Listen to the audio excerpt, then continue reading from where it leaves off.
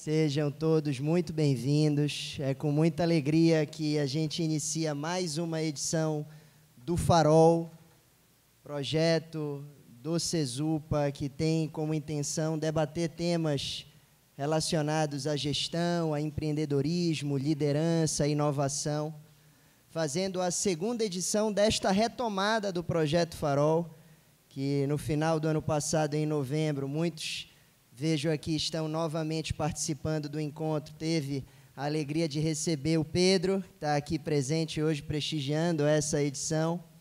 E hoje nós temos a alegria de fazer uma edição do Farol com uma pessoa que tenho não apenas como amigo pessoal, mas também amigo do Cesupa.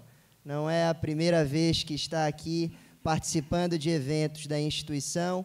A gente estava lembrando há pouco, quando em 2019, o Cesupa organizou um evento que chamamos à época de Odisseia, e lá no Hotel Sagres, o Horácio esteve conosco e nos brindou com uma fala que, como ele mesmo gosta de falar, a fala, para ser boa, tem que ser marcante. E saiba, Horácio, que quando falei que você estava vindo aqui, muitas das pessoas que estavam lá lembravam de você e da sua fala, porque aquela altura foi muito marcante.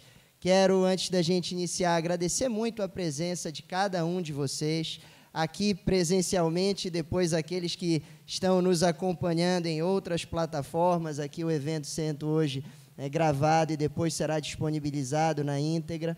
Agradecer aos alunos, que sei que estão aí nas suas agendas acadêmicas e escolheram estar aqui. Agradecer àqueles empresários que estão emprestando o seu tempo também para estar aqui nesse ambiente. Agradecer os amigos, agradecer a família. O Horácio gosta muito de falar e vai dizer aqui certamente: Luca, nós somos tribais e emocionais. A gente gosta de estar perto da nossa tribo.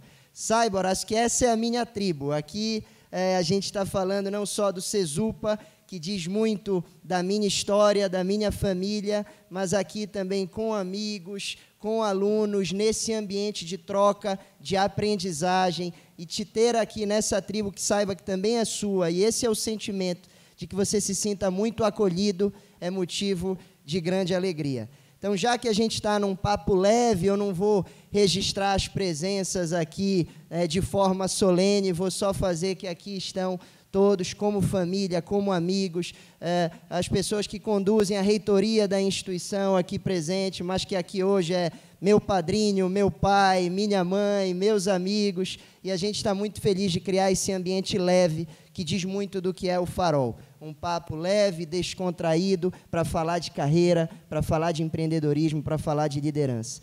Então, Horácio, quero te convidar para te juntares aqui para a gente fazer esse bate-papo. E eu também não vou te apresentar daquela forma solene, até porque, quando o Horácio pede para ser apresentado, ele não fala do currículo dele tão especial de 40 anos de vida corporativa. Ele começou muito cedo, gente, não é que ele começou bastante cedo, mas lá se vão 40 anos de vida corporativa, passando por Unilever, por CIA, por Duty Free, agora como diretor do Grupo Ancar, diretor comercial do grupo. Mas o Horácio, ele é uma pessoa extremamente generosa, um amigo, o pai da Sofia, o cara que fala que tem como propósito fazer as pessoas que estão próximas dele felizes, e ele faz isso com a presença dele sempre marcante e que contagia. Então é com esse espírito, amigo, que eu quero te receber aqui para a gente conduzir mais essa edição do Farol. Seja muito bem-vindo, Horácio.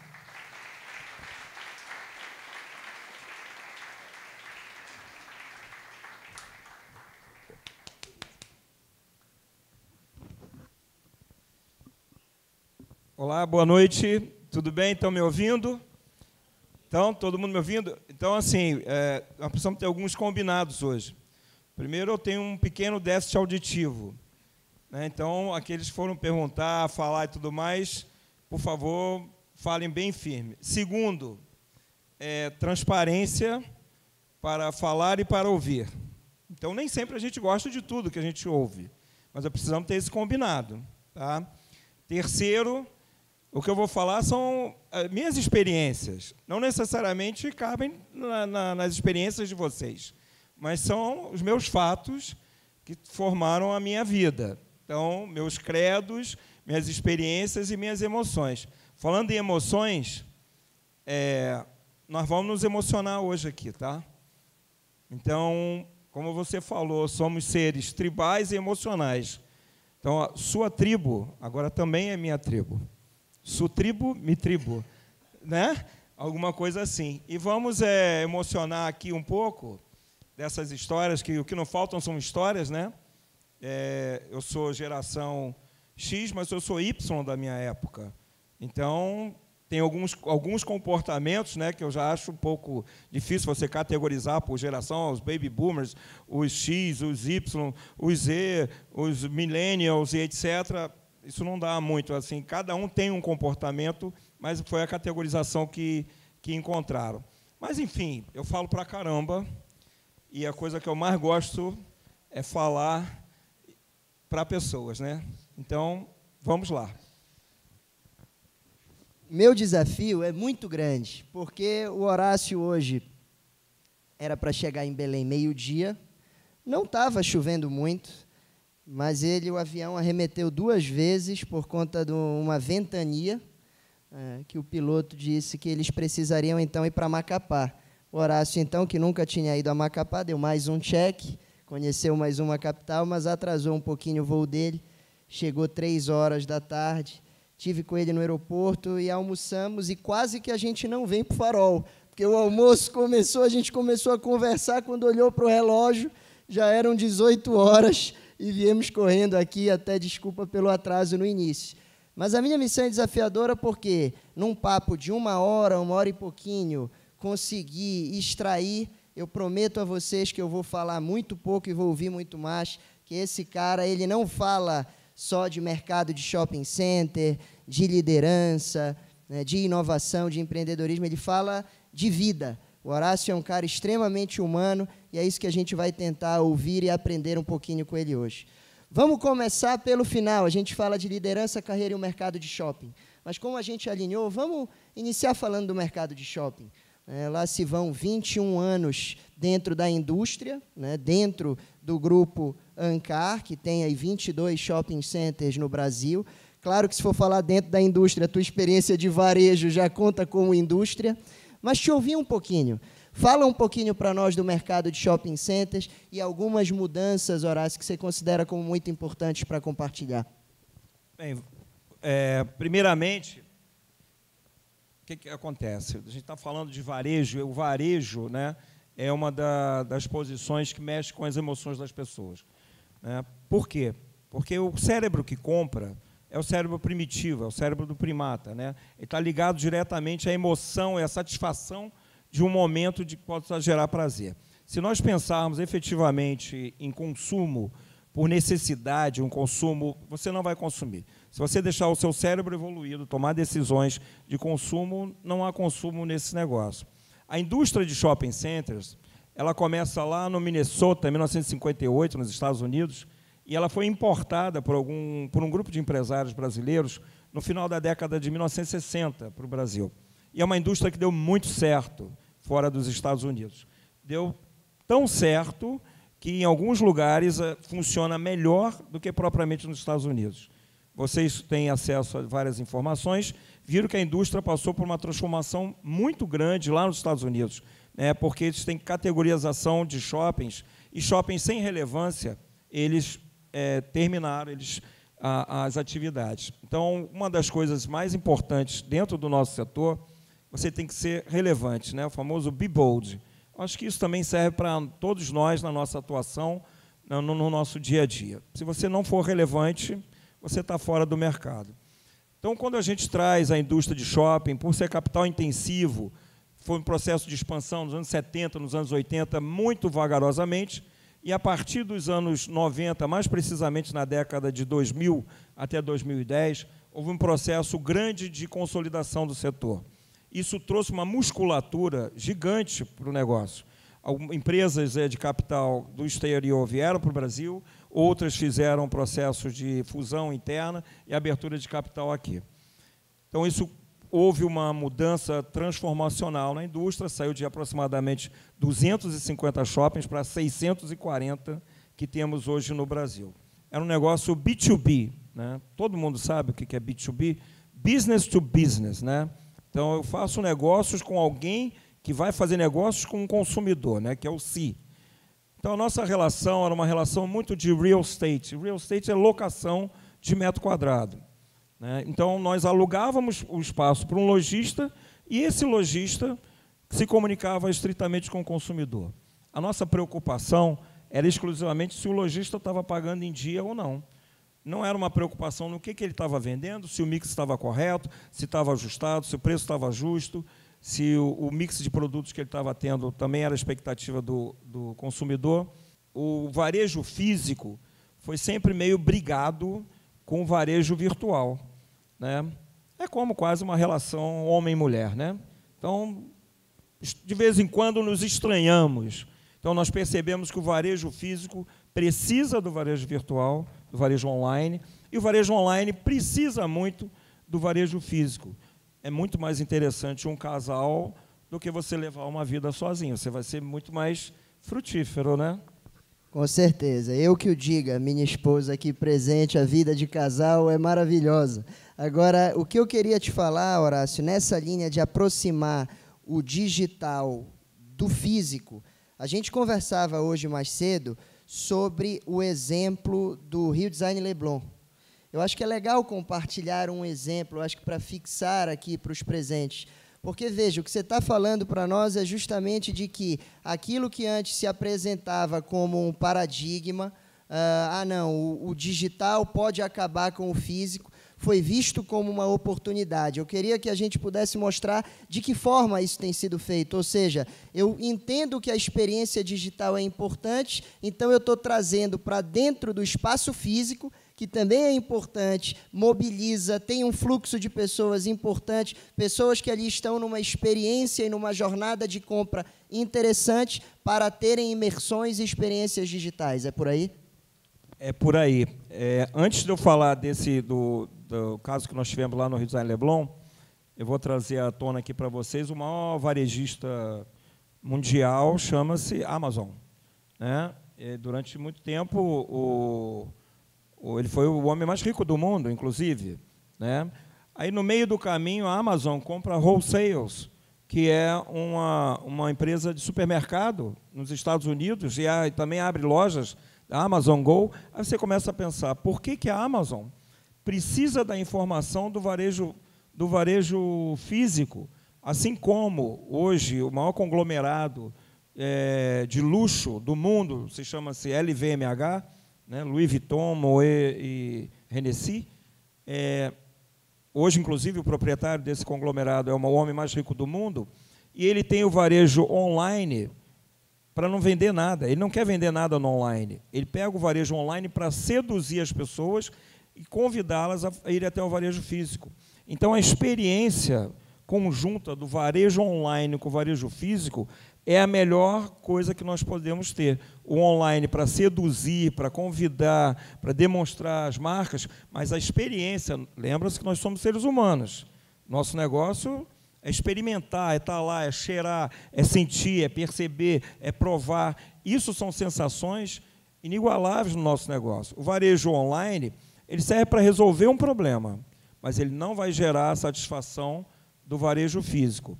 Dentro desse contexto, o shopping center ele tem que se apresentar para um ambiente de inovação, né? Cadê a turma de administração de empresas aqui? Levanta o dedo aí, por favor. Braço. Ótimo. Nós vamos falar sobre inovações o tempo todo. Mas, Horácio, como é que eu inovo dentro de um negócio onde nós temos contratos de longo prazo? Como é que eu boto novos lojistas aqui dentro para experimentarem esse ambiente, para degustarem esse ecossistema, entenderem se a marca tem aderência ou não para esse consumidor? Eu nem sei como lidar com vendedores, eu não tenho loja, eu vendo algumas coisas só no varejo online.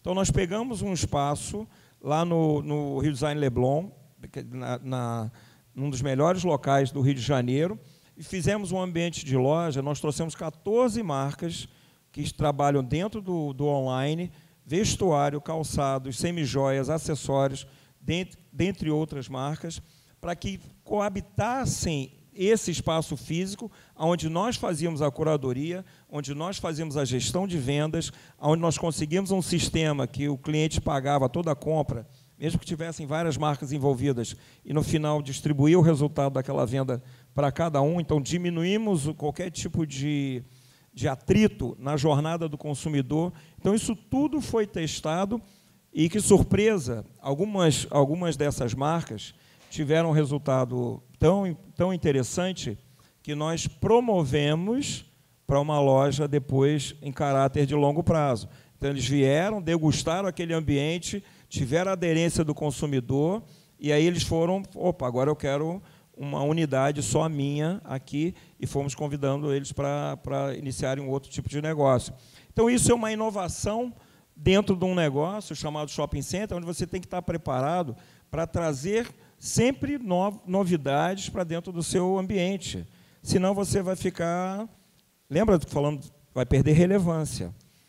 E bate até com o que a gente falava, Horácio, como combinar, porque dentro do teu mix de lojas, maior parte dos teus contratos com os lojistas, com as operações, a gente está falando de contratos de longo prazo, contratos de 5 anos, contratos de 10 anos, e, ao mesmo tempo, tu tens aí uma jornada de consumo, um consumidor sempre querendo novidades. Aí tu trazes uma inovação como essa, que traz essa dinamicidade para dentro do shopping center, como, por exemplo, as que estão sendo cada vez mais faladas, pop-up stores, que você traz justamente para dentro do mix uma diversidade e algo que seja ali, mesmo que temporário, mas que acompanhe inovação. O consumidor é um pouco, quando a gente olha, por exemplo, para a Big Data, que sei também que é algo que cada vez mais essas informações sendo utilizadas para a tomada de decisão dos shoppings, essas decisões também pela dinamicidade é algo que a indústria tem acompanhada no padrão de consumo? O Lucas, sem dúvida alguma, né? O ambiente de shopping center, como a natureza, nós falamos, é de contrato, real estate, né? Ela tem uma expectativa, no mínimo, de 5 anos de contrato. Então, são barreiras altas de entrada e barreiras altas também de saída. Então, é duro para entrar, duro para ficar e duro para sair. Então, como é que a gente cria uma dinâmica de novidade, senão nós vamos estar sem atratividade, nós não vamos perder relevância, dentro desse ambiente onde as barreiras são elevadas?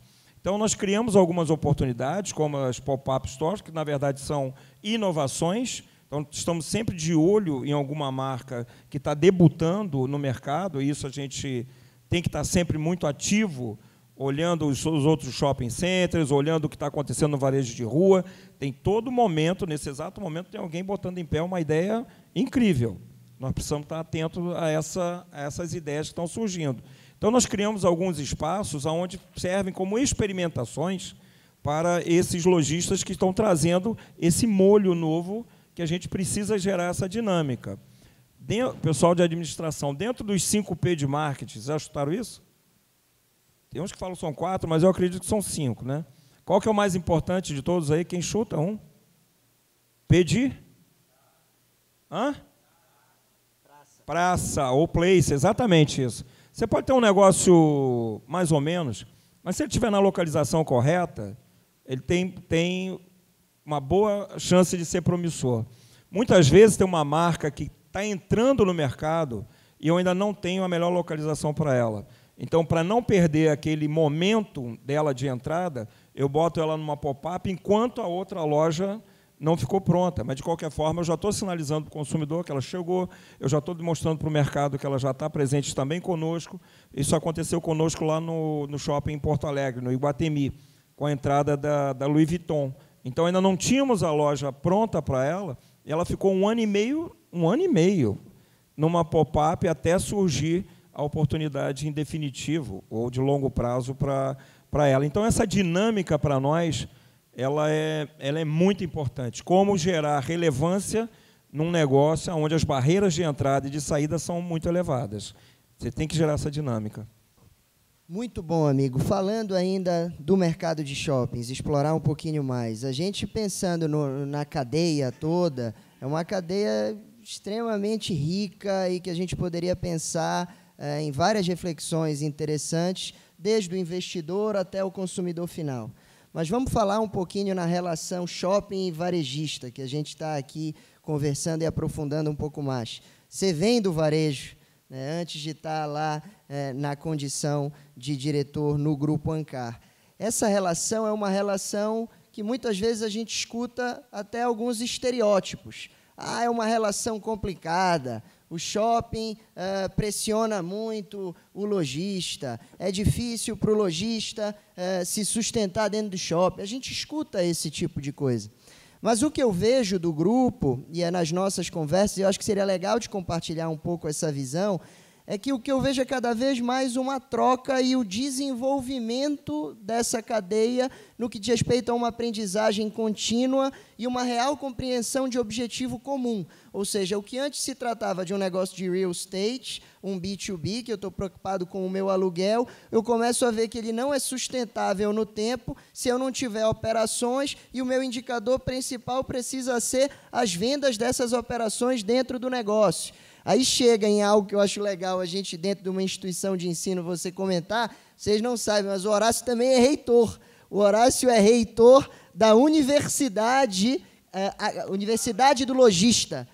O Grupo Ancar tem a Universidade do Logista, que tem justamente o objetivo de capacitação dos lojistas, e ele assina os diplomas por lá como reitor.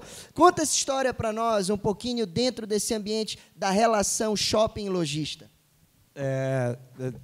Sou reitor de uma universidade para formação de lojistas, tá, pessoal? Não estou competindo de modo algum, uma universidade, ainda me falta desenvolvimento de muitas competências para esse assunto. Então, no nosso negócio, anteriormente, como eu falei, a nossa preocupação era se o lojista estava pagando o aluguel em dia ou não. Então, uma relação business to business, né? B2B. E com a pandemia, aí, principalmente, isso se acelera de uma outra forma. Nossa preocupação agora, nosso principal indicador, é o indicador de vendas do lojista, né? Não existe shopping center de sucesso formado por lojistas de fracasso. Não existem, né, lojistas de sucesso num shopping center de fracasso. As coisas andam muito bem correlacionadas. Então, assim como o principal indicador, o principal KPI, do lojista é vendas, para nós também é. Quando o lojista está com vendas crescentes, isso significa uma pesquisa de consumidor imediata, onde o consumidor está dizendo o quê? Estou gostando desse lojista, da precificação dele, do produto, do serviço, do visual merchandising. Quando as vendas estão decrescendo, é uma pesquisa imediata de consumidor, onde os consumidores estão dizendo, não estamos gostando desse lojista. Por favor, tire ele, ponha outro no lugar. Tem alguma coisa errada com isso aí. O ambiente de shopping é um ambiente muito competitivo, né? Os lojistas precisam ser relevantes para estarem lá.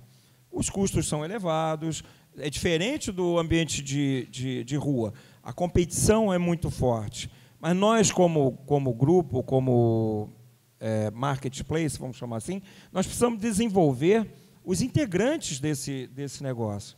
Muitos dos nossos lojistas são empresas formadas por famílias que possuem 2, 3, 4, 5, 10 lojas. Né? Um negócio familiar, um negócio onde o marido, a esposa, o pai, a mãe estão presentes ali, os filhos ainda nem sucederam os pais no negócio. Essas pessoas precisam de orientação, precisam de acolhimento, precisam de desenvolvimento, trabalhar cada vez melhor as competências que eles têm instaladas. Por isso, nós criamos uma universidade, onde o objetivo é capacitar cada vez mais os lojistas, mostrarmos para eles painéis de indicadores, darmos acesso a pesquisas de consumidores, para que possamos formar, sim, um ecossistema cada vez mais forte, mais vigoroso. O que era um negócio B2B, inicialmente, passou a ser um negócio B2B2C, ou seja, business to business to consumer, ou B2C2B, quer dizer, nós precisamos trazer o consumidor para essa conversa, entender quais são as demandas instaladas ou não dele. Muitas vezes ele nem sabe exatamente o que quer, mas nós precisamos interpretar muito bem essas análises que vêm das pesquisas que fazemos, para que, sim, suportemos a relação com o nosso lojista e ela se torne cada vez mais uma relação mais vigorosa e mais alvissareia. Se não for desse jeito, a gente não vai ser uma relação de sucesso. Então, em outros negócios, é como você trabalha o seu supply chain, né? Eu tenho que imaginar que o lojista faz parte da minha cadeia de suprimentos também. Eu não vivo sem ele, ele também não vive sem nós. Então, como é que juntos podemos ser mais fortes? Aí, mais uma vez, isso tudo transitando por quê? Ponto central por pessoas, né? Que daqui a pouco nós vamos falar um pouco mais. Vamos entrar, então, pegar o gancho e falar um pouquinho de pessoas. O Horácio é uma pessoa que eu tive o privilégio de me conectar dentro do mestrado. E nós fizemos mestrado juntos na Fundação Dom Cabral, ambos com linha de pesquisa em liderança. E conversávamos muito justamente sobre o debate em torno do tema, entendendo liderança como os debates em torno de influência, ou seja, como que eu posso influenciar pessoas, influenciar numa perspectiva não só dentro da organização, mas também influenciar no ambiente social, rompendo os muros da organização. E eu queria que a gente começasse a falar um pouquinho disso, e falar um pouquinho de liderança sob a perspectiva de gestão, sim, dentro, né, do grupo, da tua experiência, desses 40 anos enquanto executivo, mas também pegando exemplos da tua carreira para a gente tentar conectar, e aí pegando principalmente os jovens, há menos tempo que nós que estão aqui presentes, alunos, discentes aqui dos variados cursos da instituição. Então, eu queria, nessa perspectiva, e pegando os jovens, te ouvir um pouquinho desses 40 anos de carreira executiva, no sentido de essa nova geração. É uma pauta sensível, quente, dinâmica, no que diz respeito a você, dentro da tua organização, precisando lidar com pessoas de diferentes idades, pensando numa perspectiva dos executivos geração X, Y e Z. O que você enxerga nessa perspectiva de mudança e como essas gerações têm convivido dentro das organizações? Essa pergunta é ótima, né? Vamos lá, vou dar o meu melhor aqui para respondê-la. Desde quando eu me entendo por gente, eu adoro gente. Tem gente que passa o final de semana lavando o carro, eu gosto de carro. Tem gente que passa o final de semana andando de bicicleta, eu adoro andar de bicicleta, mas eu adoro estar com gente. E aí nós precisamos entender que o nosso negócio, ele é formado nas relações, ele é formado aqui no bate-papo, nas influências. Se hoje, no final do dia, eu tiver conseguido sensibilizar aqui 2 ou 3 pessoas, 2 ou 3 só, eu vou estar muito feliz, eu vou falar, eu atingi o meu objetivo, né? Assim, foi objetivo alcançado com sucesso. Foi isso que eu trouxe para cá como desafio para mim. O que eu vejo hoje, né, eu tenho um time de 95 pessoas, espalhado pelo Brasil inteiro, nas 5 regiões do Brasil, em 14 capitais. É muito difícil fazer uma gestão à distância, não é fácil, mesmo com todos os adventos tecnológicos, né? Videoconference, telefonema hoje é muito barato, todos os aplicativos, etc. Mas assim, o meu maior desafio com as pessoas mais jovens, tenho 40% do meu time são pessoas com menos de 30 anos de idade, né? Então, eu gosto muito de lidar com jovem, né? Pô, é a coisa mais maravilhosa do mundo, né? Falar com gente mais assim, da minha época, eu prefiro falar com jovens porque as coisas são mais interessantes, o jovem normalmente está num nível maior de felicidade, tem sempre uma novidade, tem sempre uma coisa, um estalo, eu falei, opa, já aprendi mais uma coisa aqui. Mas tem uma coisa que o jovem precisa administrar melhor. Primeiro, a ansiedade. Então, e hoje, as ferramentas tecnológicas, elas aproximam quem está longe e afastam quem está perto. Nós perdemos muitas horas, o Brasil é campeão de audiência em horas em redes sociais. Infelizmente, isso tem trazido um nível de ansiedade para a população muito grande, né? Eu lido com isso, eu tenho uma filha de 15 anos de idade, depois eu posso falar um pouco mais sobre ela. É um desafio trazer ela para o mundo físico. Não, mas não dá para separar os dois mundos. Você agora falou um pouco sobre virtual e físico. eles coabitam o mesmo instante. Mas nós precisamos melhor equilibrar esse tipo de coisa. Isso tem gerado uma crise de ansiedade muito forte nas pessoas. E, eventualmente, essas pessoas estão buscando fuga em outras coisas, né? Por exemplo, no açúcar, na bebida, na droga, em outras coisas. Eu falei, não, vamos trazer aqui para a realidade. Vamos falar do mundo real, como ele é. Primeiro, o mundo real, nós precisamos entender que tudo na natureza tem um tempo para acontecer. As coisas têm um timing.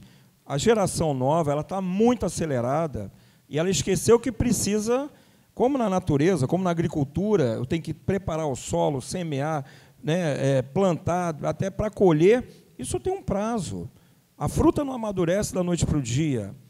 Quando eu colho ela verde, ela não está tão saborosa como poderia. Se ela ficar tempo demais também, ela perde o sabor que deveria.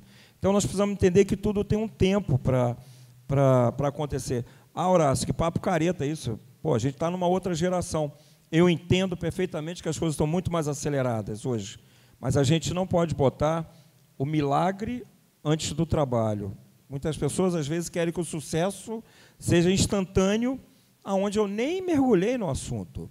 Um pesquisador, ou os pesquisadores que encontraram vacinas para o Covid, podemos ter certeza que eles chegaram a um ponto de milagre para ter encontrado aquilo lá. Mas eles estudaram muito, se aprofundaram muito, se dedicaram muitas horas naquelas pesquisas para poderem chegar até o ponto que precisavam.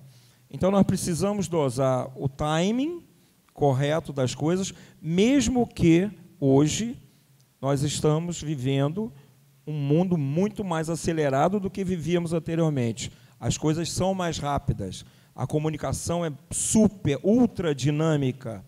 Então, não questionam esse tipo de coisa. Agora, nós não podemos acreditar, tem um jovem com 22 anos de idade que já quer ser diretor da empresa. Cara, não vai dar. Não vai dar. Você não construiu esse tipo de coisa. Precisa, sabe, fazer o alicerce do prédio antes de subir todos os andares. Então, lidar com as gerações mais novas tem me estimulado muito, né? Tem me exigido muito, porque o papel da liderança, principalmente com os jovens, ele tem que ser uma liderança de uma comunicação melhor, de uma comunicação mais efetiva, sem aquela coisa da hierarquia. O jovem menos aceita a questão da hierarquia, mas eu acho que a gente precisa entender que todos os ambientes são hierarquizados.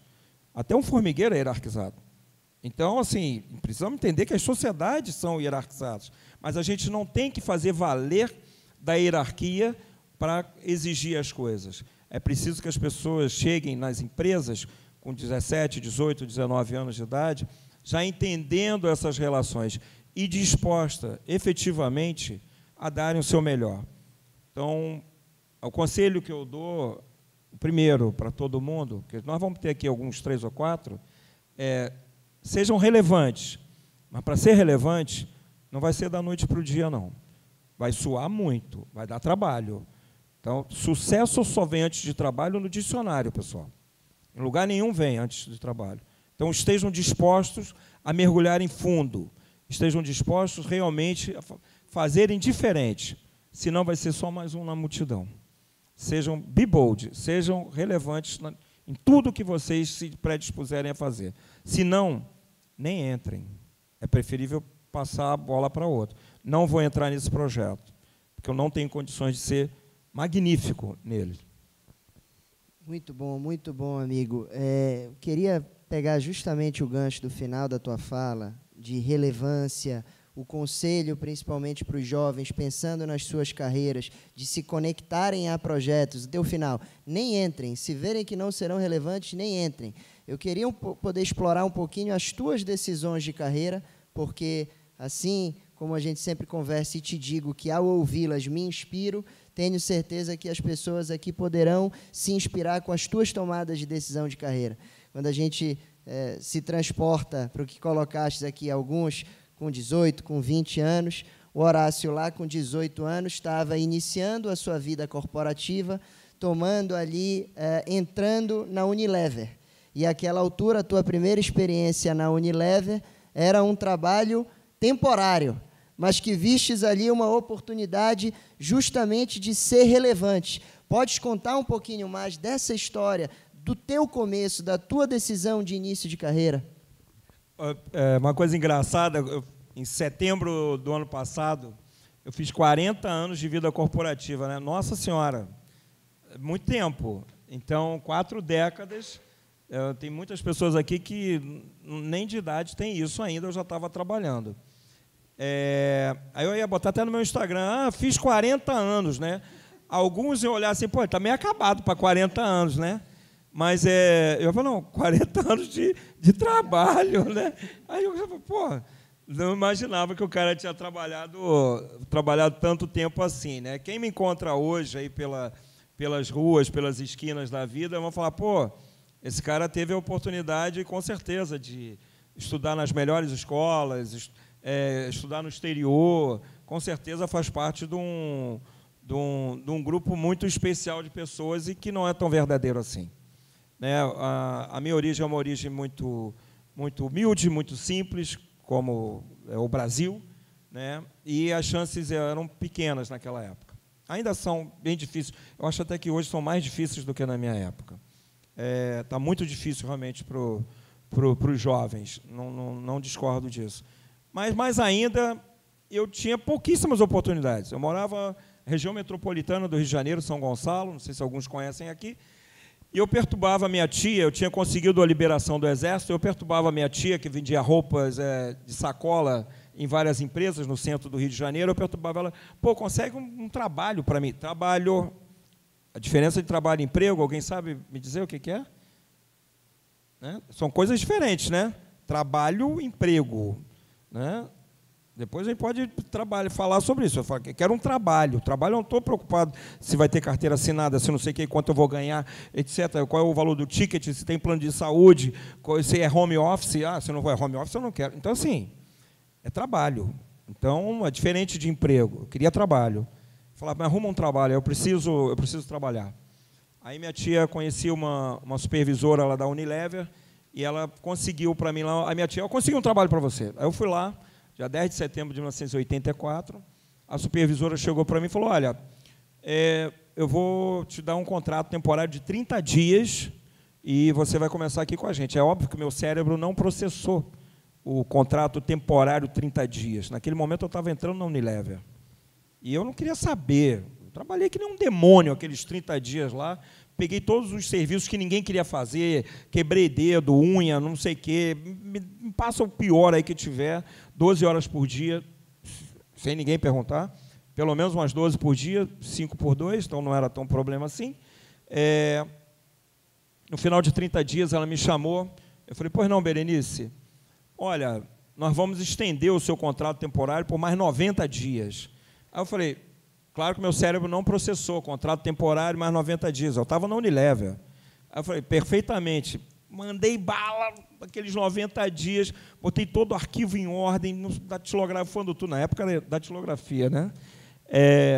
Botei aquele arquivo todo em ordem, era um departamento de administração de vendas. Os vendedores na rua, nós administrávamos as vendas deles. Relatórios, não sei o que, aquilo tudo.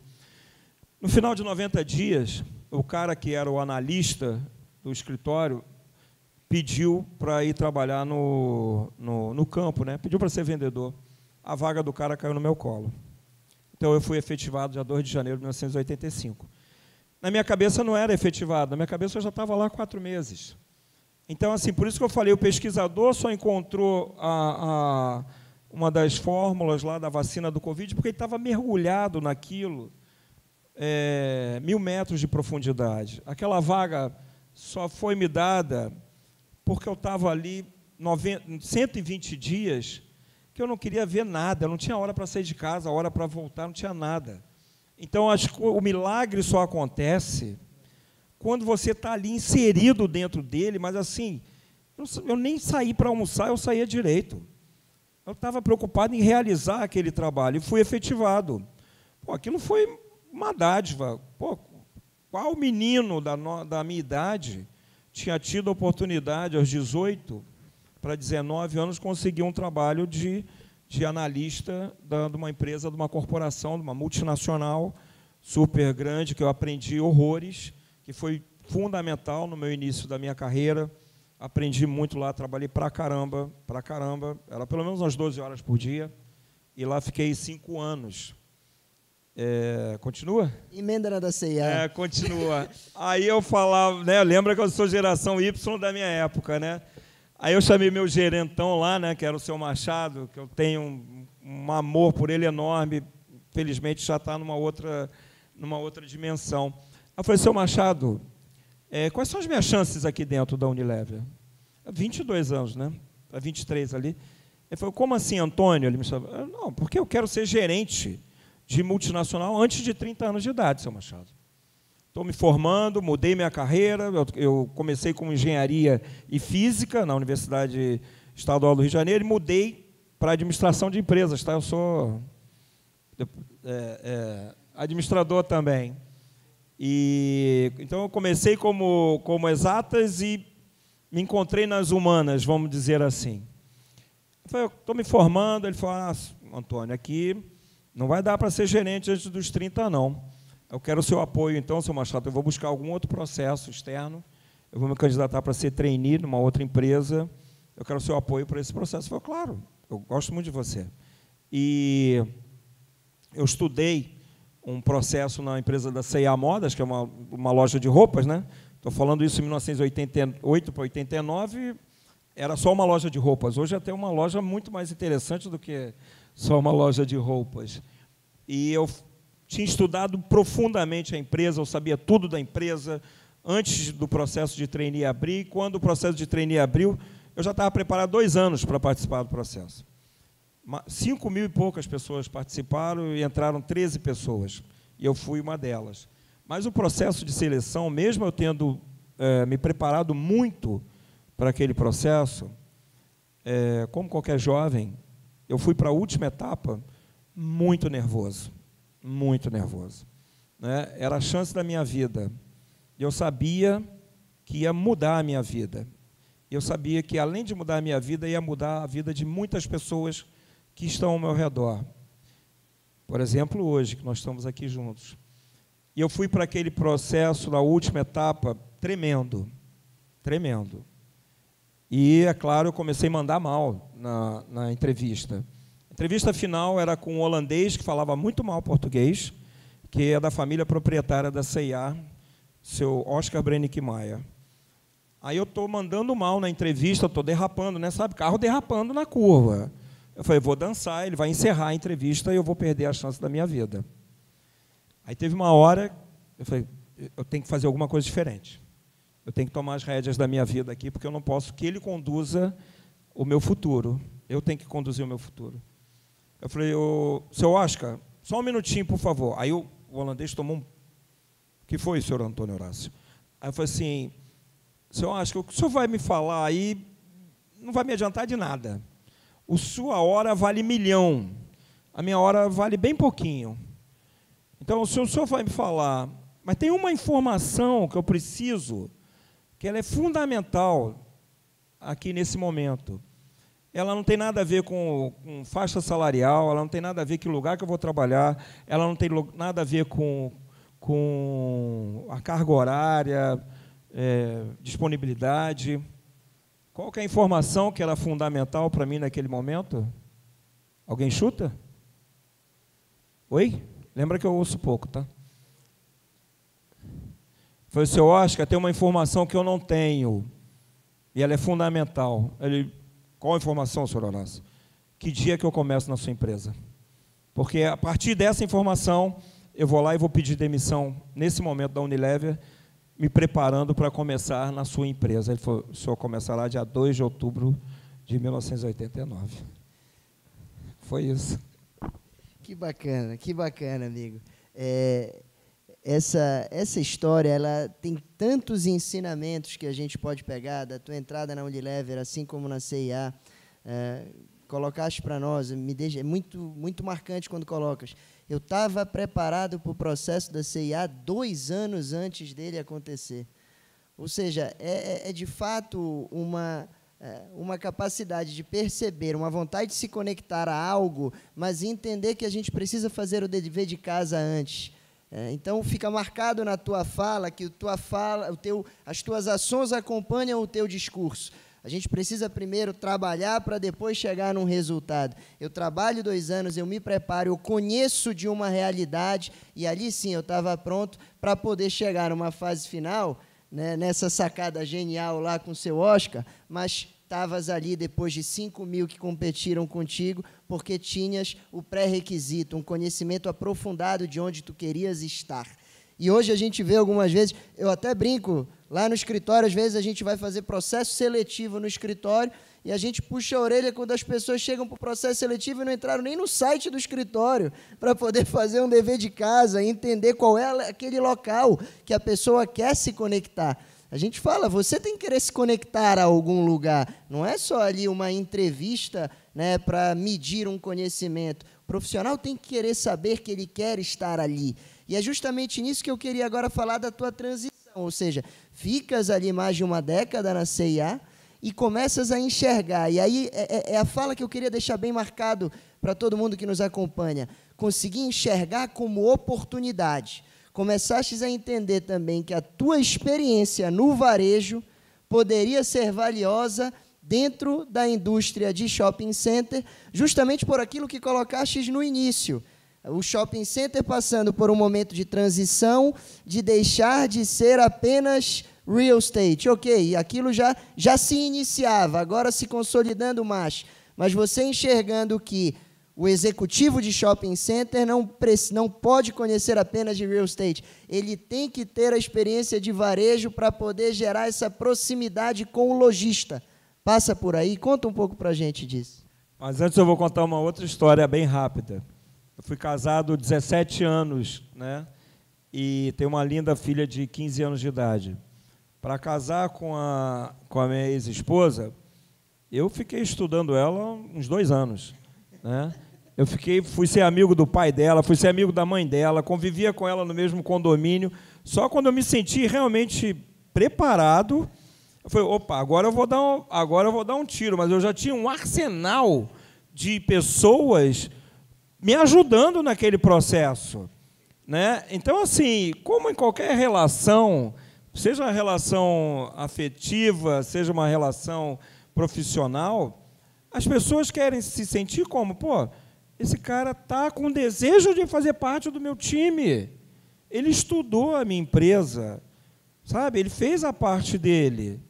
Se não, cheguei lá, é mais um que está batendo na porta, o cara vai falar, pô, pelo amor de Deus, eu quero me sentir querido, desejado, quase amado, mesmo no início de uma relação. Então, as relações elas se dão por essa natureza, dessa intensidade. O tempo não é medido na escala de dia, hora, semana, não. É medido na intensidade que a gente oferece em cada momento. É assim que as coisas funcionam. Então, o seu Oscar lá me aprovou, não porque eu estava babando já, tremendo. Ele me aprovou porque os olhos brilhavam. Como falta isso hoje, quando os olhos brilham, quase lacrimejam, e você fala, esse cara quer muito isso. E uma coisa eu vou dizer para vocês, em qualquer situação, se você quer muito alguma coisa, se você deposita muita energia e fé também, a chance disso acontecer é exponencial. Então, por isso que eu digo, no que entrar, entra de cabeça, entra para valer, sabe? É decisão de Copa do Mundo. Em 1985, tinha um jogador do Bangu, chamado Ado, perdeu o pênalti na decisão, Curitiba e Bangu. O Bangu nunca mais ganhou nada. Quais foram os outros batedores? Não me lembro. Em 1994, um jogador da Copa do Mundo, decisão lá nos Estados Unidos, Roberto Baggio perdeu o último pênalti. Quem bateu para o Brasil? Nem me lembro. Eu só lembro que o italiano perdeu e o Brasil foi campeão. Essas oportunidades, elas são únicas e serão únicas na vida de vocês. Todos nós aqui vamos ter 3 ou 4 grandes chances na vida. Não percam essas chances, pessoal. Não percam, elas vão fazer toda a diferença de uma vida que você falou, caramba, eu agarrei aquela oportunidade como única, como são, ou vão ficar a vida toda reclamando, dizendo, poxa, perdi, era um partidão, né? Perdi, porque não se dedicou, porque a questão efêmera ou do imediato, né, não me permitiu que eu me aprofundasse. Eu fiquei 14 anos maravilhosos lá na C&A, isso me deu uma robustez de conhecimento de varejo incrível. Mas foram 14 horas, 12 horas por dia, 6 por 1. Então, assim, foram muitas horas de loja, de gente, de funcionário, de, sabe, cliente, de chefe, de meta, de prêmio, de tudo isso, muitas vezes. E quando eu decidi sair da C&A, que meu ciclo já tinha terminado lá, enfim, os ciclos terminam, eu fiquei alguns meses disponível para o mercado, ou o famoso desempregado. Foi um tempo que eu me dei também.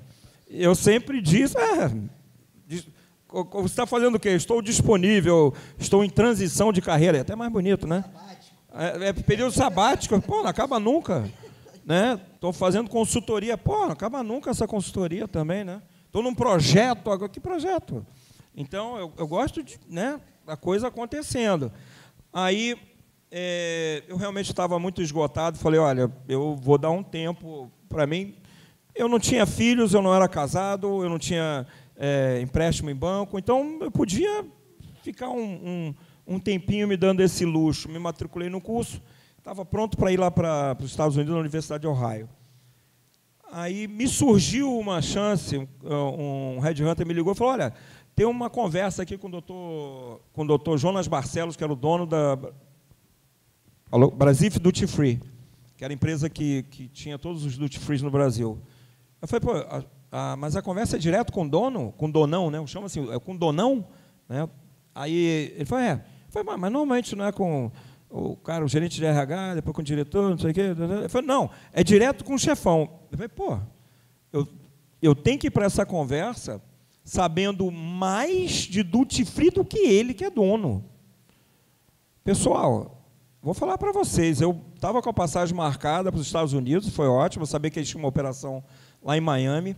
Eu cheguei 5 horas antes do voo no aeroporto para estudar todo o mix de produtos do Duty Free, precificação, atendimento, visual merchandising, mídia que as marcas faziam. Então, 5 horas antes do voo, estudando aquela praga toda lá, anotando, não sei o quê, perguntando, comprando, trocando. Enfim, aquele inferno todo lá. Fui para os Estados Unidos, fiquei uma semana em Miami estudando a operação do cara lá de Miami. Depois, quando eu fiquei quase um mês lá em Ohio, depois, quando eu voltei no Duty Free de chegada, lá no Guarulhos, também 3 horas de Duty Free vendo, não sei o quê, depois ainda fui ver as operações que ele tinha umas lojas ainda no Brasil. Eu fui para a reunião sabendo mais de Duty Free do que o Dr. Jonas. Isso foi incrível. E ele ainda me deixou uns 20 minutos esperando na sala dele, que era uma sala maravilhosa, lá no Leblon, vista do mar, não sei o quê. Se fosse hoje em dia, talvez um jovem teria pego o celular e fosse analisar o Instagram, fosse analisar o Facebook, sei lá, quais são as mensagens aí do WhatsApp.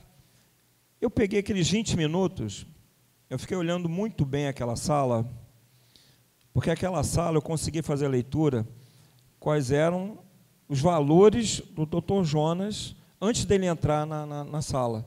Então, mas prestando atenção mesmo, como é que era o relógio na parede? Quais eram os objetos que estavam na estante? Como é que era a poltrona?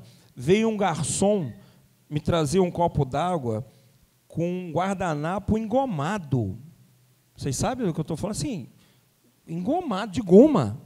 Né? Não era guardanapo de papel. Então, assim, você começa a processar a cadeia de valores da pessoa que vai te entrevistar. Então, foram 20 minutos antes, para uma outra pessoa ia ficar mais nervosa, aí não sei o quê. Não que eu não tenha ficado, todo mundo fica. Mas eu falei, vou pegar esse tempo e vou estudar esse ambiente. Isso me ajudou na conversa. No final, no conversa, o Dr. Jonas falou assim, eu tenho uma notícia boa e uma ruim para te dar. Eu falei, me dê a ruim primeiro, então, Dr. Jonas. A vaga que eu tenho não é para você. Eu falei, boa. Eu gostei tanto de você que eu vou criar uma vaga aqui, eu quero você na minha empresa. Então, é aquilo que eu estou falando para vocês. Eu tenho uma chance, um tiro, uma oportunidade. É meia hora, ou melhor, 15 minutos para ganhar mais meia hora. Se você não encantar nos 15 minutos, a reunião acaba muito rápido. É para você ganhar mais meia hora e poder fazer um fechamento de mais algum tempo, né? Eu também não queiram resolver tudo numa tacada só. Mas eu tinha uma chance só. E eu aproveitei aquela com o Dr. Jonas. Mas eu confesso que o meu olhar de longo prazo era como é que eu vou para o ambiente de shopping centers, porque eu considerava lá o prime place do varejo, né? Prime place retail, que era falar assim, como é que eu vou agregar, tinha um setor que eu também tinha estudado. Eu falei, pô, isso é chato pra cacete, eu estudo muitas coisas, sabe? Sou curioso, eu, Steve Jobs, Elon Musk, assim, somos curiosos demais. Então, é só isso que eu me assemelho com eles, tá? Então, eu sou muito chato de curiosidade, de pesquisa. Então, eu vou para uma oportunidade dessa muito estudada. Eu estava olhando o setor de shopping centers. Naquela época, ele tinha muitas pessoas que não eram oriundas do varejo. Ainda era um setor muito B2B, ou um setor real estate. Eu falei, como é que a minha experiência de quase 15 anos de varejo eu posso ir lá e fazer a diferença? E ser relevante lá, dentro de um setor que precisa de mão de obra, precisa de gestores que conheçam de lojista. Eu conheço de lojista, eu conheço de gente, eu conheço de equipe de vendas, eu conheço de ponto comercial. Eu tenho certeza que eu posso agregar lá. E era a minha visão de futuro, por isso que lá no Duty Free eu fiquei pouco mais de 6 meses, e em janeiro de 2004 eu comecei na Ancar, né, como superintendente do Shopping Nova América, e lá depois galguei posição de diretoria de gestão de shopping, e há 15 anos eu estou como diretor comercial do grupo, né, o que me dá muita satisfação e muita alegria. Amigo, é muito legal ouvir da tua carreira, dessas decisões. Eu queria, né, a gente já se encaminhando para o final da nossa conversa, já chega aí perto de 1 hora, falar um pouquinho sobre liderança. É claro que a tua fala ela é repleta de exemplos que a gente pode pensar e refletir. Liderança pelo exemplo, a importância da gente se aprofundar no contexto, a importância da gente falar do que a gente já viveu. Ou seja, quando tu chegas lá para ser diretor no Grupo Ancar, tu estás falando no teu dia a dia com os lojistas de uma coisa que você já passou. Isso dá muito mais legitimidade para o teu discurso, algo que a gente conversava um pouco mais cedo.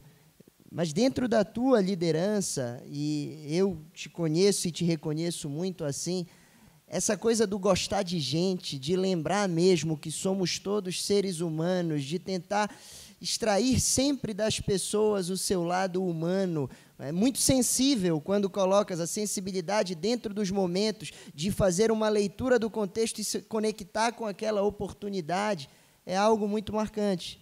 E eu queria que tu trouxesses um pouquinho mais dessas competências de liderança que tu acreditas que são importantes, trazendo um exemplo que eu gosto muito de ouvir, que é o exemplo que aconteceu lá no Shopping Nova América. Você sabe o que eu queria que você contasse para todos aqui. Esse exemplo é emocionante, mas eu vou falar 2 coisas antes, tá? Eu sugiro vocês fazerem uma pesquisa de campo. A partir de amanhã, fazem 3 experimentos e vocês vão ver a reação, como é que é diferente.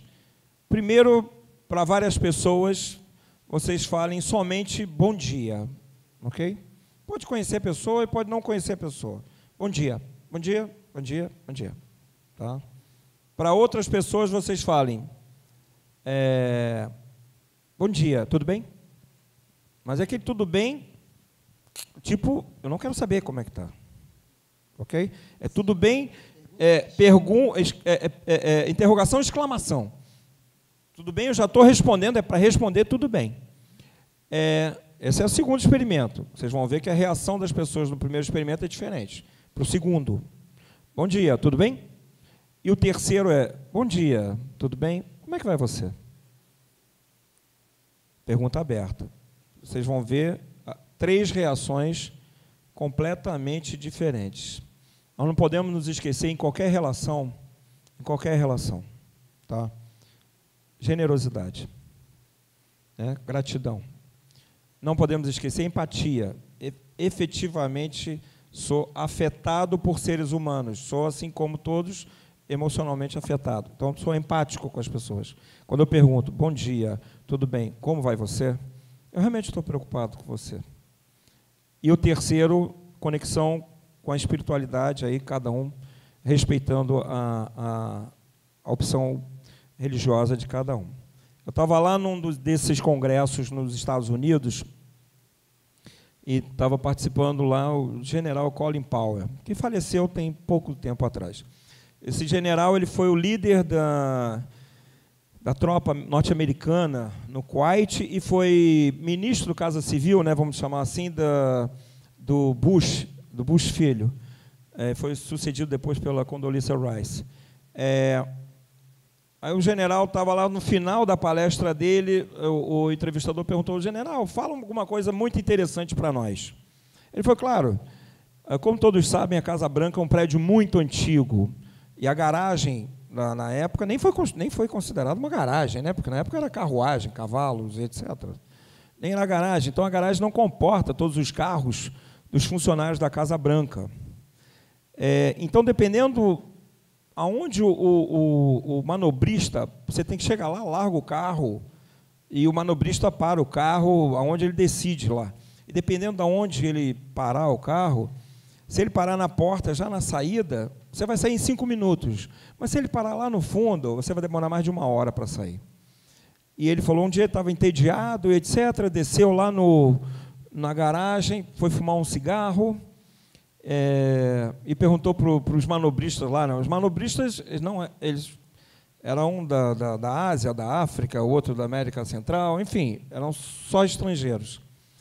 Aí ele falou, vou ter uma curiosidade aqui, vou aproveitar essa oportunidade de falar com vocês.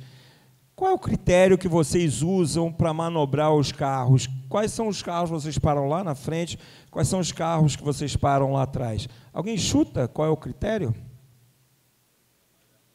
Oi? Não. Quem dá bom dia? Quem dá bom dia, nós paramos lá na frente, seu general. Os bobões aqui que ignoram a gente para lá atrás, eles vão perder mais de 1 hora por dia para saírem aqui do negócio. Pessoal, é isso, nós estamos falando de gente. Por falar em gente, nós estamos completando agora 10 anos que aconteceu um episódio, uma tragédia, no shopping Nova América, onde uma parte importante do shopping pegou fogo no período de carnaval. Então, foi um incêndio que avassalou nesse período. Como eu não tinha viajado, fui o diretor da empresa que cheguei rapidamente no shopping. Meia hora depois, o fogo ainda estava lambendo.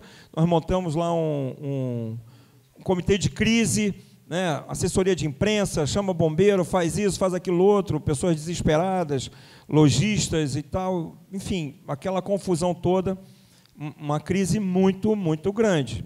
Conseguimos neutralizar o incêndio, já estava na parte da tarde, e aquele movimento enorme de pessoas, de lojistas e tudo mais, levamos para uma sala grande, um centro de convenção que nós temos lá no shopping, aproximadamente 300 lojistas, né?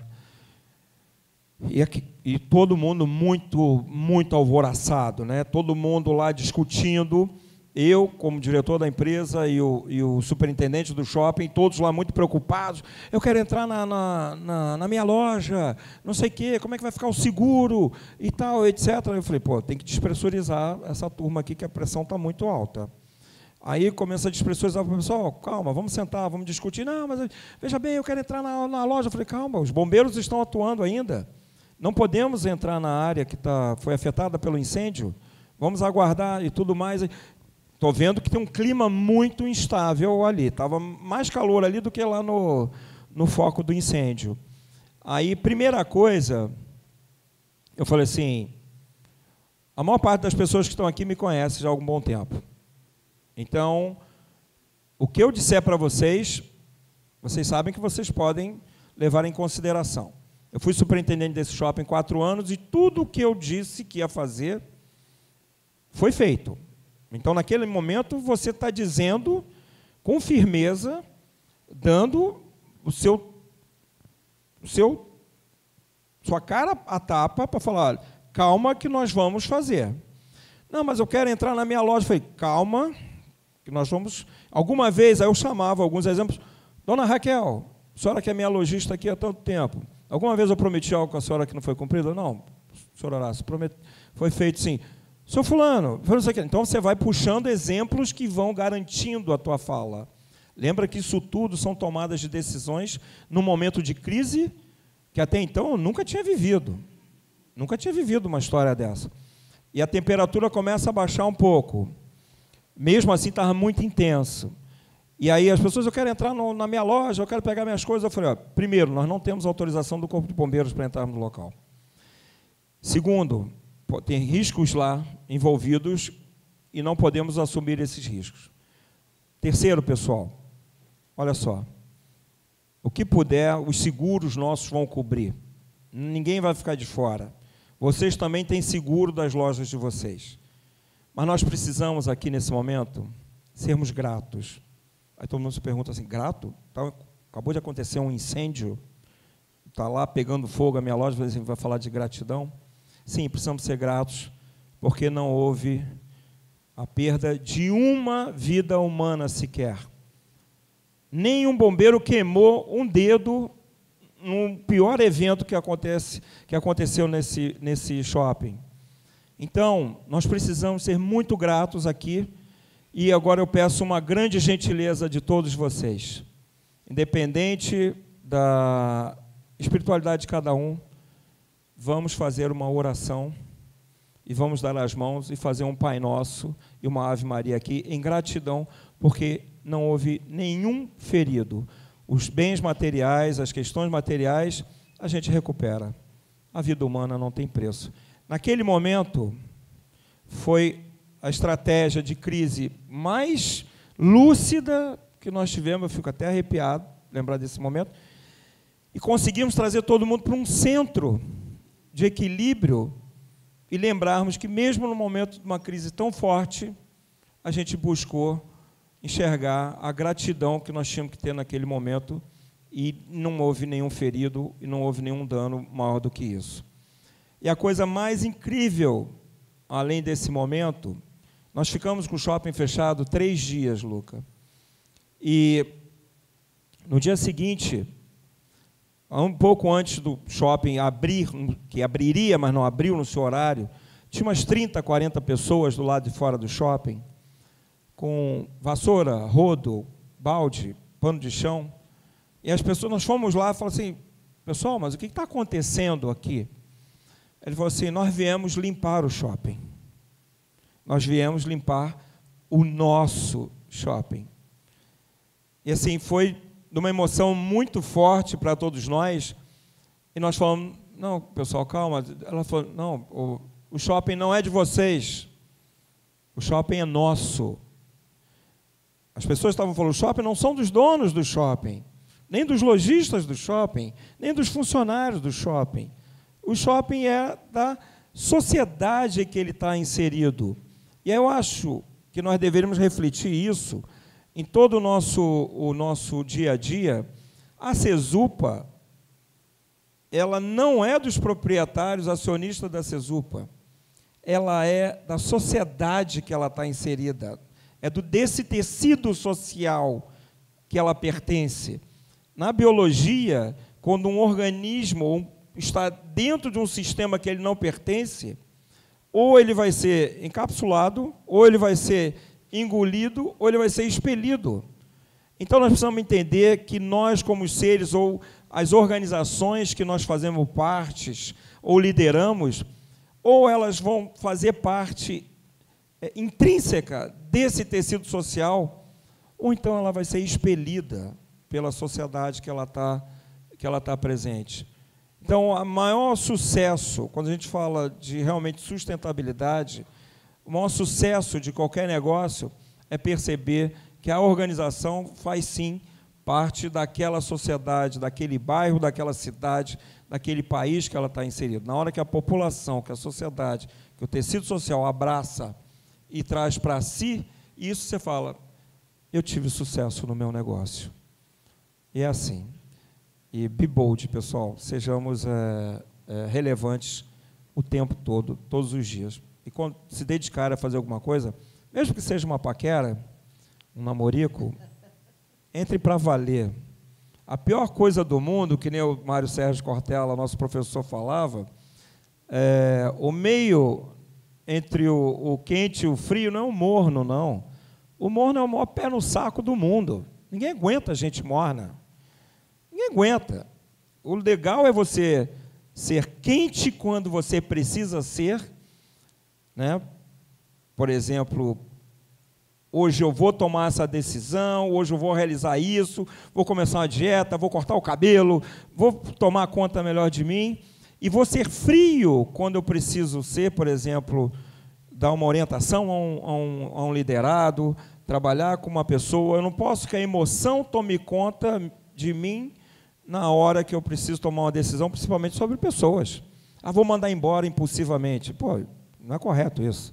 Qualquer decisão ela tem que ser na frieza e acordar com a motivação máxima do calor e falar, hoje eu vou fazer o meu melhor e hoje eu vou conquistar aquilo que eu tenho como objetivo. Tomem muito cuidado com aquilo que vocês coloquem como plano, como sonho, porque Deus costuma ajudar, tá? Aqueles que se dedicam para valer. Tomem muito cuidado. Não coloca qualquer bobagem na cabeça, qualquer plano, não. Tenho certeza daquilo que vocês buscam. Deus ajuda e acontece. Que aula, amigo. Muito obrigado. A gente vai fechar essa edição do Farol com essa tua reflexão que certamente tocou muitas das pessoas aqui presentes. Mas eu não poderia, antes de finalizar essa edição, de uma vez mais te agradecer.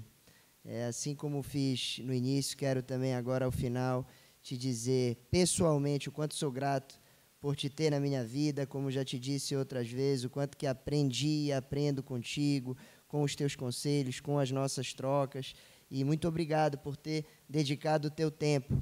Assim como no teu exemplo lá com o Oscar, a tua hora vale muito e a minha não vale nada. Então, muito obrigado por estar aqui conosco, emprestando não só como 2 dias, amanhã ainda vai estar em Belém.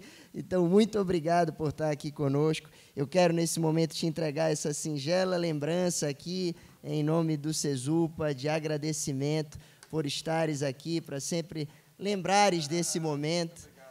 Tem aí um kit viagem e um kit também para momentos alegres de brinde, e que a gente possa estar sempre conectado de alguma forma. Então, eu quero abrir para uma consideração final tua, cheio de gratidão, amigo. Muito obrigado, essa casa é sua. Olha, Luca, eu que sou muito grato a você, né? Assim, acho que a gratidão é um dos sentimentos mais nobres da existência humana. Nós lembrarmos assim todos os dias o como nós somos agraciados a todos os instantes por coisas maravilhosas, né? Mesmo que a gente, muitas vezes, nesse movimento, nesse vucu-vucu do dia a dia, não nos permita perceber isso, né? A gratidão de estarmos saudáveis, a gratidão da família que possuímos, a gratidão dos amigos que temos, dos contatos, das relações, de podermos dar um pouquinho para retribuir o quanto a vida foi generosa comigo até hoje. A vida superou, em larga escala, todos os meus sonhos. Então, assim, por isso que eu digo a vocês, cuidado com o que vocês sonhem, mas trabalhem por eles. Então, eu não posso me queixar absolutamente de nada, mesmo aquilo que, quando vem na nossa vida de uma maneira inesperada, a gente precisa ser grato ainda da aprendizagem que nós estamos tendo naquele momento. Então, pessoal, muito grato em estar aqui em Belém do Pará, muito grato em estar aqui na Cesupa, muito grato em estar aqui com você e com vocês todos. Tenho certeza que vou levar esse momento no meu coração para o resto da minha vida. Obrigado mesmo a todos.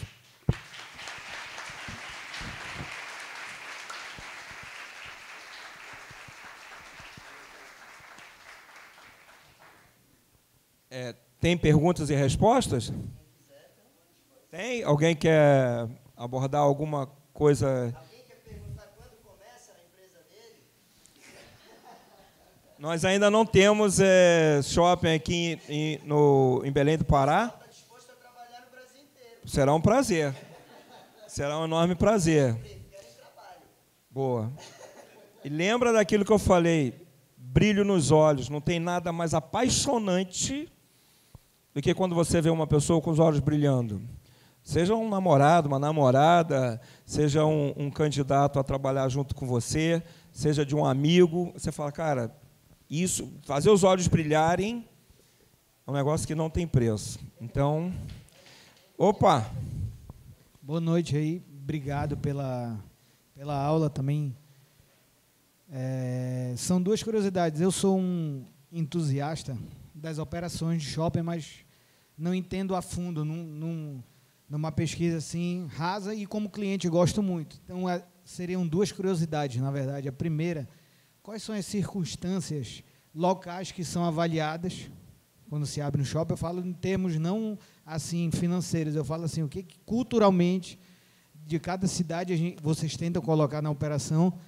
E também, assim, nesse novo momento que a gente percebe, eu sei que foi falado da questão do online, que se aproximou do e-commerce, ok. Mas, assim, das operações que eu vejo, cada vez mais a gente vê serviço, né? Polos gastronômicos, academias, entretenimento. Curiosidade mesmo, assim, da tua opinião pessoal, esse é um caminho ou tem outras coisas novas já chegando? A tua pergunta é sensacional. Por quê? Primeiro, eu costumo dizer que o nome shopping center deveria ser modificado, né?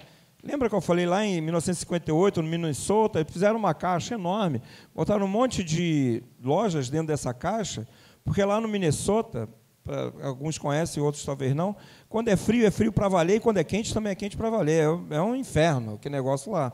Então, fizeram um local onde botaram várias lojas dentro, onde as pessoas podiam ficar de uma forma mais confortável e reunir vários lojistas que fizesse sentido.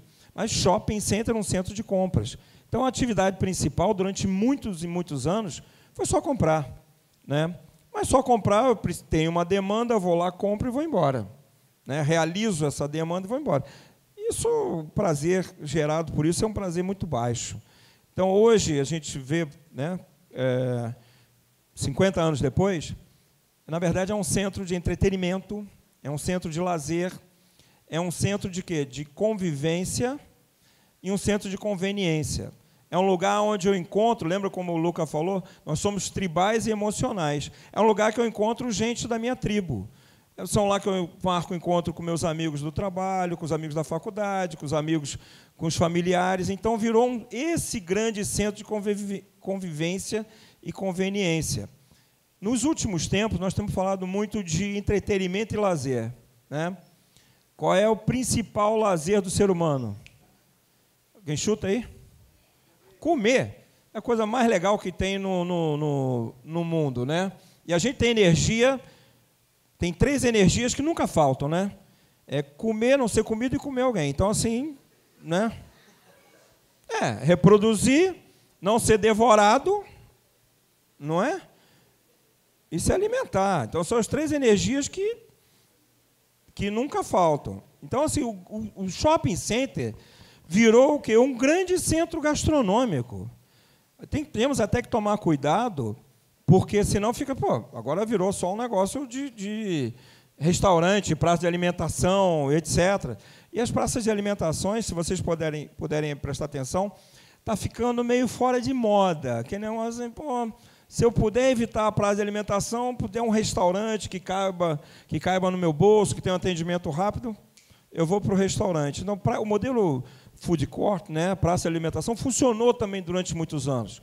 Mas o que vocês vão ver e estão vendo já cada vez mais é as praças reduzindo e os restaurantes. O dono do restaurante também ficou esperto, né? Ele falou, cara, eu preciso fazer prato que coma a família inteira por R$100, aquelas coisas todas. E o varejo vai encontrando os caminhos para satisfazerem as pessoas. Te respondi? Acho que tinha uma outra pergunta. Não, uma outra era da questão, o que é das circunstâncias locais que são avaliadas, mais até culturalmente do que Assim, por exemplo, eu imagino que o Pantanal tem coisas que não tem no Eldorado. O Natal tem coisas que não tem no Interlagos. Entendeu? É nessa linha. Não só da parte financeira, eu falo cultural também. Assim. O que é avaliado? Das pessoas locais que vão conviver. Assim falando, né? Eu imagino que, óbvio, só rapidinho, eu imagino vocês têm uma base, uma raiz. A gente funciona dessa maneira, mas tem... Pensa no shopping como fosse um produto, tá? Então, quando você vai desenvolver um produto, primeira coisa, eu tenho que imaginar qual é o posicionamento desse produto ou a quem ele está destinado, né? Numa mesma região, eu posso ter produtos de posicionamento mais qualificado ou mais democrático. Então, na hora que eu boto no papel, né, o shopping, como vai ser, vamos falar de um greenfield. Né? Greenfield é quando a gente faz um shopping do zero. Está lá no terreno, nós vamos construí-lo. Eu vou fazer todo o estudo de movimento de massas, do que tem ao redor, né, como é que chega-se até lá de ônibus, de carro, do que for, né, como é que as pessoas poderão chegar até lá. Então, a partir dali, eu penso a quem ele vai atender na região de negócios, né, trade area, primária, secundária e terciária. Então, as pessoas que moram perto, que moram um pouco mais distante, que moram muito distante, para entender, eu preciso ou quero tirar clientes da onde. Então, a partir daí, eu começo a desenhar o tamanho dele e, dependendo desse posicionamento mais sofisticado ou mais democrático, eu começo a montar o mix de lojas que ele vai ter lá. Ou quantos por cento eu quero de lojas de varejo, de serviço ou de alimentação, né? Então, também vai depender muito de qual região ele está instalada e o que propósito ele se propõe a realizar. O Boulevard ele tem um propósito diferente do Castanheira, pela região que ele está localizado, ou pelo lado do Grão-Pará.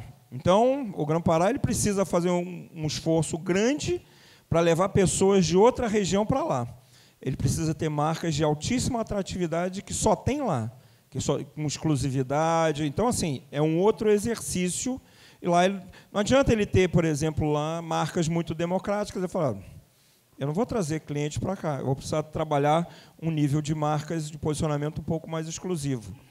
É por aí. Alguém mais? Oi? A minha pergunta é simples. Qual é a principal coisa que você deve levar em consideração quando você está querendo entrar no mercado de real estate? No mercado de real estate, para uma pessoa que quer entrar. Isso.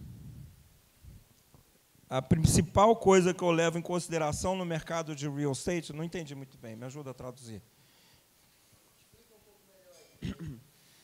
Você, estando no mercado de shoppings, eu imagino que entenda um pouco sobre, não investimentos imobiliários, mas, como você mencionou, real estate, essa parte de aluguel e tal. Queria saber o que você pensa sobre o assunto e o que você considera mais importante nessa área. Tá. Agora entendi um pouco melhor. Como qualquer desenvolvimento de negócio, né, antes de fazer um shopping, nós vamos fazer o BP, né, o Business Plan, o plano de negócios para aquele shopping.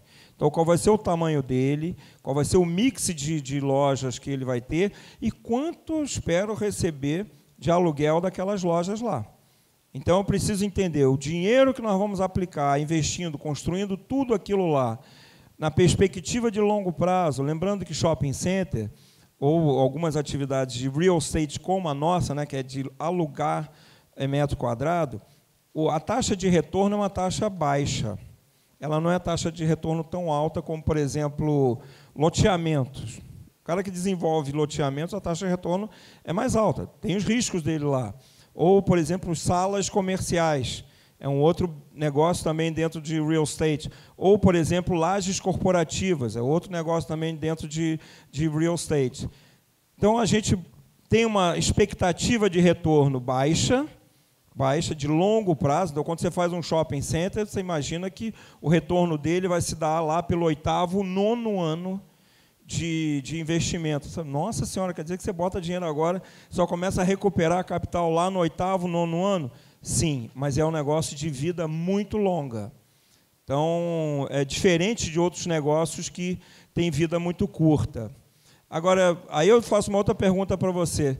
Você sabe um dos negócios mais fantásticos de real estate que tem aí, e famosíssimos? Não é só no Brasil, não, no mundo, sabe? McDonald's. O grande negócio do McDonald's não é vender hambúrguer. É aluguel da loja que o franqueado paga para a rede. Ele paga esse aluguel como? Vendendo hambúrguer, né? Alguém sabe me dizer qual é o grande negócio de cinema? Onde eles ganham dinheiro? O cinema ganha dinheiro aonde? Não ouvi. Na pipoca. Mas para vender pipoca tem que projetar um filme. O filme ele já paga de cara 50% de royalties, né? Mais funcionário, mais imposto, mais não sei o que, sobra 5%. E na pipoca, vocês já viram como é que a pipoca é cara pra cacilda, né? O refrigerante, porra, aquele copo mix, cara, custa R$20, aquele negócio, a pipoca mais 30, foi mais caro do que o ingresso, mas é isso mesmo. Então, tem alguns negócios que são disfarçados, né? Se parece que é uma coisa, mas, na verdade, é outra. Mas nosso, no que a gente vê é essa taxa de retorno, e se ele realmente tem um ciclo de vida muito longo, né? Lembra que o principal P de marketing é place, né? Ou ponto. Então, quando a gente vai decidir um local para fazer um shopping, tem que estudar muito, porque assim, botou no lugar errado, meu amigo, você vai ficar lembrando dele todos os dias que você tomou a decisão errada, né? Como eu costumo falar, pior do que não casar com a menina ou o menino mais bonito do bairro, ela casar com outra, ela vai passar o dia todo lá na frente da tua casa, você vai falar, pô, poderia ter casado com aquela menina lá, né? Mas já era, já casou com outro. Mais alguma pergunta?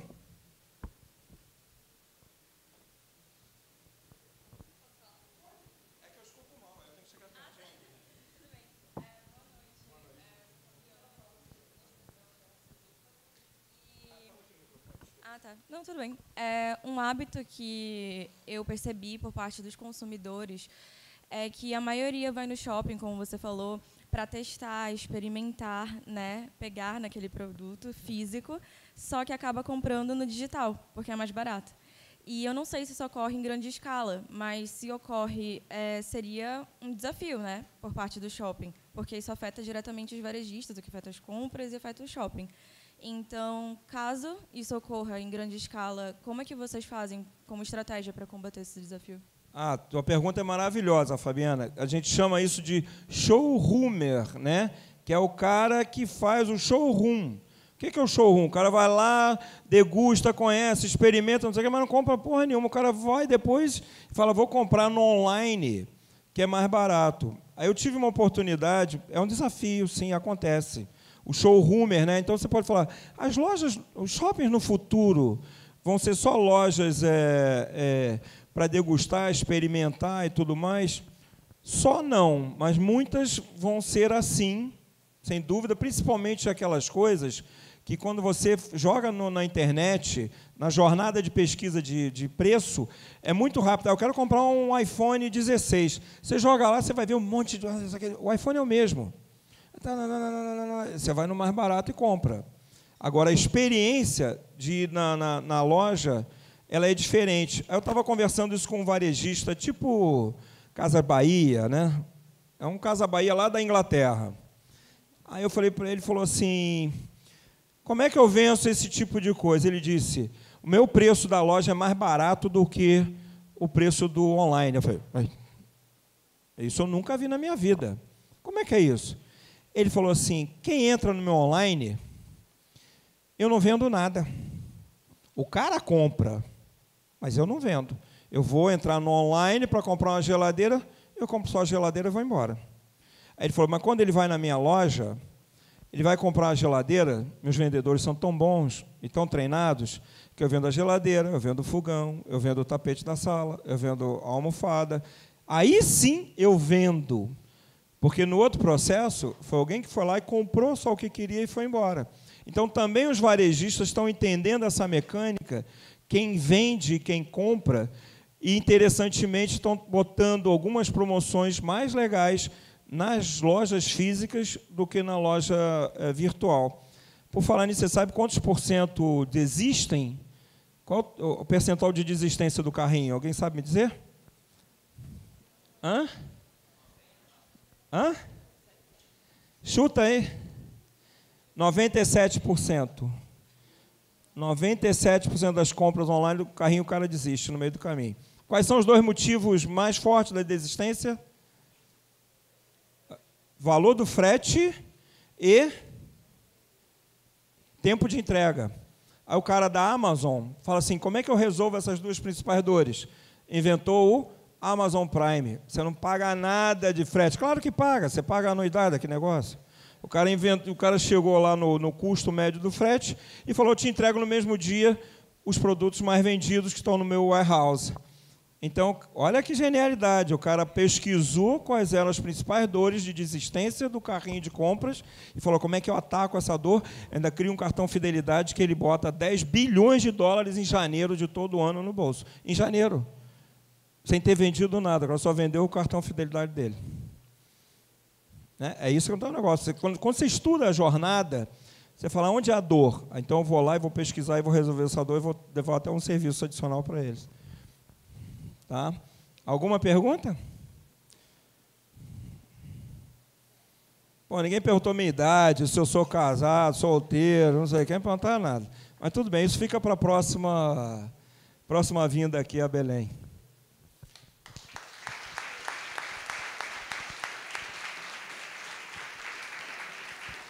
Espero ter contribuído aí. E, pessoal, um recado para vocês assim. Nunca fumem. Nunca. Cuidado com o pulmão de vocês, é muito sensível. Não foi fabricado para botar fumaça nenhuma dentro deles. Por dia morrem 20 mil pessoas no mundo em decorrência dos males causados pelo fumo. Se puder evitar uma coisa fortemente na vida de vocês, evitem o cigarro. Então, assim, cai fora dessa. Toma uma cervejinha de vez em quando, uma comidinha gostosa, um docinho. Mas, pessoal, cigarro, abomine isso, tá? Tira fora. Antes da gente finalizar, só uma palavra aqui também do Cesupa, do nosso reitor, professor Sérgio, padrinho, como disse no início da fala. Obrigado, Mano Velho.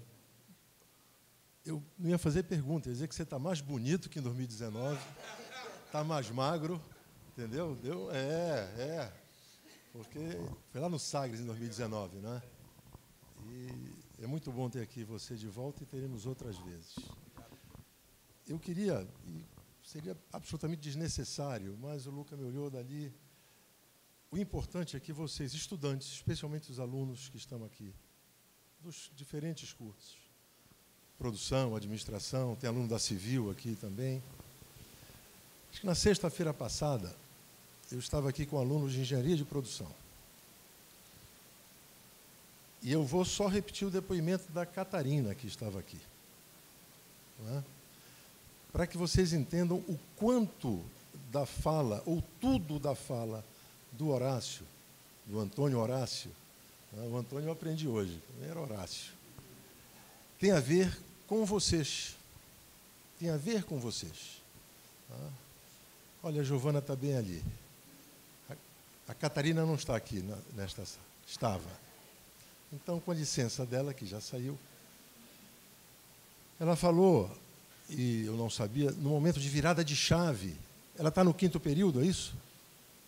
5º período de engenharia de produção. E ela falou assim, Horácio, Luca, num depoimento para colegas, calouros que estão entrando na instituição. Ela disse, a virada de chave na minha vida, porque eu já sei que tem uma oportunidade aí que eu não vou perder, foi quando eu participei de um evento no Cesupa, com 2 universidades do Reino Unido, promovido pelo British Council, que tratava do seguinte, o desafio de aumentar a presença de mulheres nas carreiras STEM. STEM, da sigla em inglês de Ciência, Tecnologia, Engenharia e Matemática. Ela disse, eu achei aquilo tão extraordinário, tá, que eu me vi naquilo, eu quero isso para mim. Ela vai se formar engenheira de produção, mas ela quer fazer um mergulho profundo, esse que você incentivou a meninada a dizer, olha, faça um mergulho aí, 1000 metros, quantos metros for, na profundidade que for. E vejam, ela já tem no radar dela que ela vai para o Reino Unido, tá, para a Universidade de Essex, fazer o mestrado. Ela quer isso. Uma colega dela, de engenharia de produção, já egressa, já com o ano de formada, coordenou, àquela altura, o evento em Belém, no Cesupa. E hoje, a Letícia está fazendo o mestrado no Reino Unido. E a Catarina já foi selecionada para coordenar a segunda edição. É isso, Mônica, Giovana? Para coordenar a segunda edição do mesmo evento, com os ingleses, as inglesas aqui. Ela será a coordenadora, ou seja, ela é meio que a sucessora da Letícia. Então, quando ela traçou isso para ela lá atrás, né, ela era, acho que, do primeiro ano aqui, né, ela meio que disse, eu quero, eu vou, né, vou conseguir, mais ou menos como na sua jornada de carreira, você foi desafiando os caras, né, ao ponto de inverter os papéis e com a boa audácia, a audácia que faz bem, você foi galgando esses patamares todos. Então, a fala do Horácio, ela cala a fundo para mim. Eu estou saindo aqui com alguns aprendizados cheio de esperança. Cheio de esperança no shopping center, porque isso aqui é um shopping center físico, que vem sendo desafiado, foi a Fabiana que falou? Tá? O e-commerce dele é o EAD que assombra o Brasil. Para nossa sorte, para nossa sorte de mercado, o Brasil, assim, tratou o EAD de uma forma bem desprezível. Tá, agora tem um movimento no próprio MEC para recuperar isso aí. Mas é disso que se está falando. A experiência de ir lá no showroom tem que fazer sentido ir no seu shopping, não é isso? Tem que fazer sentido o cara acordar em algum momento do dia, não, eu vou ao shopping. Tem que fazer sentido para ele. Como tem que fazer sentido para vocês virem até aqui. Está cheio de oferta aí, tá, no e-commerce da educação. Está cheio de oferta aí no online da educação. Então, precisa filtrar, precisa ver se isso me serve. A taxa de evasão do EAD não chega a esses 97%, mas ela é imensa. As matrículas do EAD no Brasil são grandes, mas a evasão é gigantesca. Por quê? Porque não tem a experiência, não tem gente, não tem concretude, não tem olho no olho, não tem a troca de uma energia positiva, não se faz coisas juntos. Mas no EAD eu posso aprender. Pode. Mas quem te ensina? É um desafio. O ChatGPT, a inteligência artificial, é um desafio. Nós temos que fazer uma aliança com isso, uma aliança positiva. Aí aparece o híbrido, aí você começa a mesclar, como você deu um exemplo extraordinário. Eu posso, de alguém que faz a sedução online, mas, se você quiser ter esse produto, vai lá. Então, eu fiquei prestando atenção, como é meu hábito, quando alguém fala, eu presto muita atenção, querido Horácio, como fiz lá na Odisseia, lá no Sagres, e fiz novamente aqui. Então, se eu, que estou velho, estou levando muitos aprendizados nesta noite, eu fico imaginando vocês, jovens, estudantes, procurem fazer, acima de tudo, conexões. Com a fala do Horácio, motivada aí pelas questões que o Luca foi apresentando para ele, eu imagino que esse almoço tenha sido muito agradável, mas dá para perceber, eles já se conhecem há bastante tempo, mas alinharam para que isso fizesse sentido para vocês, especialmente os estudantes. E olha, muito feliz porque deu muito certo, não tinha como não dar muito certo, E obrigado mais uma vez por você estar aqui. Obrigado ao Luca. E venha sempre. A nossa casa, a sua casa aqui em Belém. Tá bom? Abraço.